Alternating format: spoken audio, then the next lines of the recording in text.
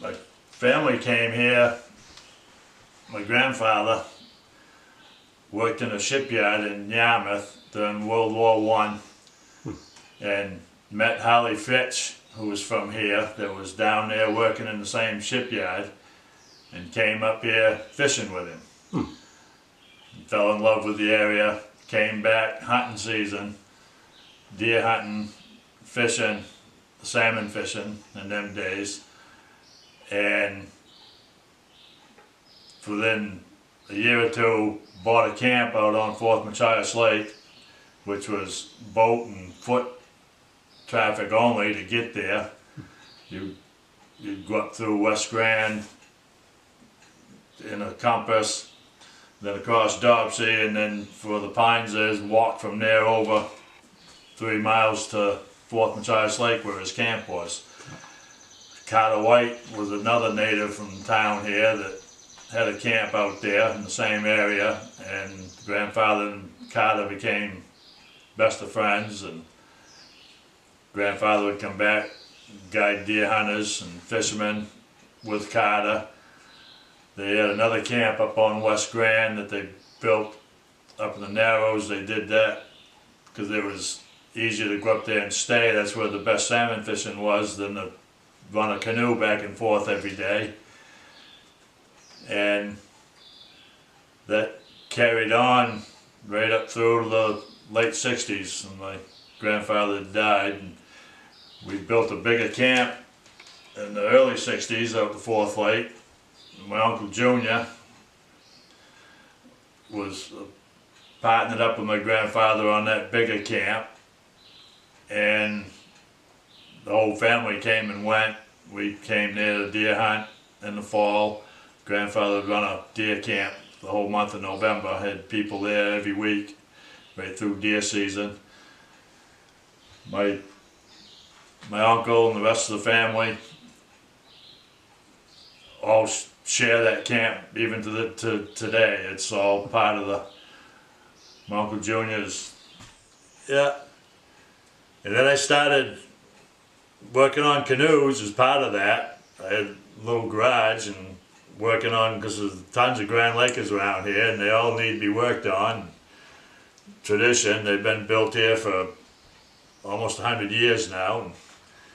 I started repairing them and fixing them up for people, and they got busier and busier doing that. And I wanted a brand new canoe for myself. I talked several times with Chris Wheaton, and Kenny Wheaton, his father, had built the one that I had, but it was pretty well wore out. I'd rebuilt it a couple of times and it was solid canoe, but I just wanted a brand new one. Figured I'd work to that point. Chris didn't know if he was going to build any or not. And I had a slack couple of weeks one spring, so I went to work and built a mold and built my first canoe on it. And getting older, I don't get around the woods in snow like I used to in the wintertime. I just turned it into a winter occupation. It's a lot easier to build a fire and stand upright in here than to put on a pair of snowshoes and trudge into a beaver flowage or follow bobcat hounds all day, and then make just as good or better money doing this.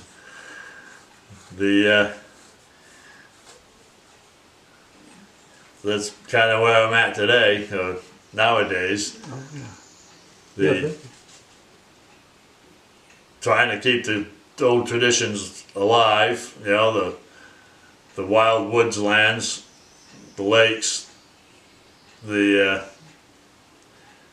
Worked pretty hard at that, being on the board of directors of the Land Trust and other organizations, the local Guides Association, the Maine Professional Guides Association. I spend half the week in conference calls trying to save our future.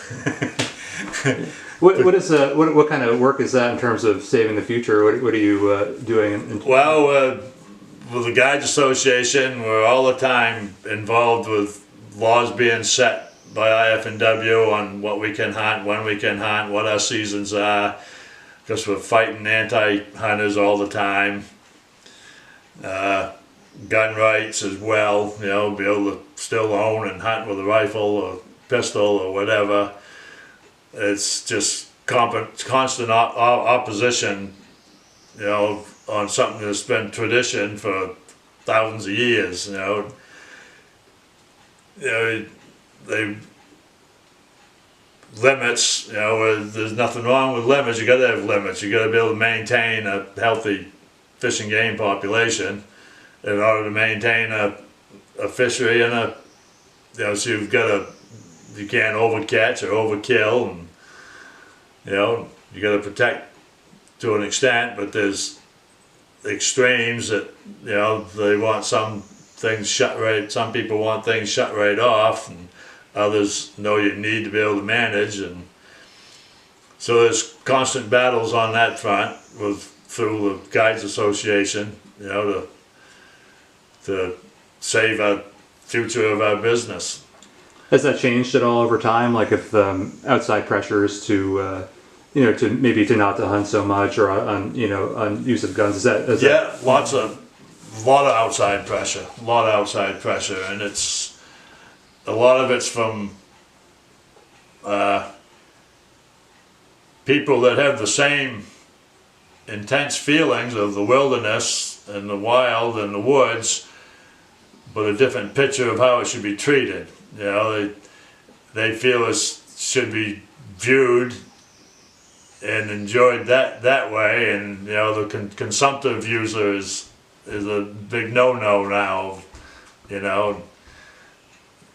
They feel steak was grown at the grocery store, not that type of stuff. And a lot of them are hardliners. They don't want to share. They want it their way, or no, none at all. And so it's that's a constant battle. We have a full-time lobbyist that works for the Maine Professional Guide Association. He's in Augusta all through the session every winter at hearings almost daily to do with hunting, fishing, and trapping laws. And, oh wow, okay. And then gun bills, and that would affect us as well, and all the and we have to. If we weren't there and weren't speaking, we'd have lost what we got. You gotta go for it. Gotta work to keep doing what you're doing. Just like, the lobster business, same thing. There's people that want to end that and limit it, and that's a tradition. And fishing, offshore fishing, same thing. It's a constant battle. Yeah. Well, southern Maine, where I lived, grew up. I knew growing up in Elliott, it was like Grand Lake Stream back then. You knew everybody in town. It was bigger than this town, but you knew everybody, and all friendly and got along, Then it just, I say it turned into a suburb of Boston. Basically, is how I phrase it all the time. You didn't even know your next door neighbor. Different people coming and going, and even in the business that we had, the sheet metal business, you could trust a man's word over the phone. He wants you to do something, you tell him how much, he'd say do it, you'd do it, and he'd pay you. And it got so you had to have a 15-page signed contract to do a $100 job, and then you still needed a lawyer on retainer to collect your money when you was done. It just turned into that type of living, and that turned me off bad. Land got posted everywhere. Big old dairy farms and farms around the area was turned into subdivisions. And then you can't blame the farmers. You know, they get to the point they just scratched forever to get by as it was, and all of a sudden they could sell all this land for millions of dollars and retire. Why not? They certainly weren't going to sell it to somebody else that wanted to farm, because there wasn't enough money in it. You know, the generations coming along, and you know, and I couldn't turn a hound loose down there without being someone calling the cops on me. Coon hunting at night. I used to be able to, I coon hunted all the time with hounds. And that's been the biggest part of my life, was raising and training hounds to hunt coon, bobcats, and bear. And I couldn't do that anymore down there. It posted land everywhere, so someone would hear the dogs barking and call the cops. And luckily, half the cops down there I went to high school with, and they knew what I was up to anyway, so I never get into any trouble over it, but I just have to deal with it all the time. You couldn't set a trap anywheres anymore. You'd have landowner permission to trap during the trapping season like you're supposed to, but that landowner's neighbor a mile down the road let his dog roam free and get caught in your trap, and it'd be your fault. You know, his dog's supposed to be on a leash or under their control, but it was my fault because he'd get into my trap on land where I had permission to set it. You know, dealing with that stuff, it just turned me off to the area, and it was just the right time. We hit a point where we decided to let's move. Let's come here. Yeah. How did it feel when you got here and were settled? Oh, a little worried for a little while, but we fit right in, and because I've been coming so long, I knew most everybody here. My brother had been here for almost 30 years at that point, and you know, so I was here every fall for a month or two during bear season, so I fit right in pretty well, already knowing everybody, and you know, picking up work here, there, and everywhere. But I've yet to leave this town since I moved here to earn $1 since then. I've stayed right here. I'll go to other townships with clients fishing and hunting, but it's, you know, I'm based right out of here. I'm making my living right here. I know this is a pretty general question too, but you know, I don't know if there's an answer anybody have to you know, what keeps you here? You know, why stay in Grand Lake Stream?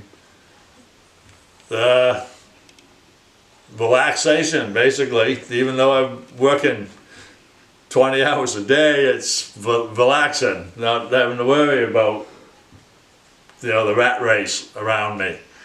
You know, even right now, this whole COVID stuff's been going on. It's, you know, there isn't any here. It isn't affected, other than nobody coming from away, but it hasn't affected in this town. You know, we haven't shut down. You know, we've kept going. We've been going about our business like we always have.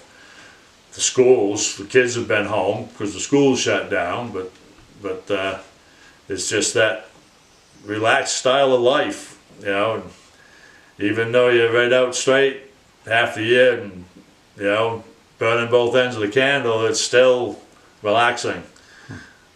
Yeah, there's something you kind of get from it, even though it's hard work. And yeah, because you haven't got the rat race right in your ear, you know, basically. Do you think that has something? All you gotta do is watch the news at night, and it reminds you why you want to stay here and live here. And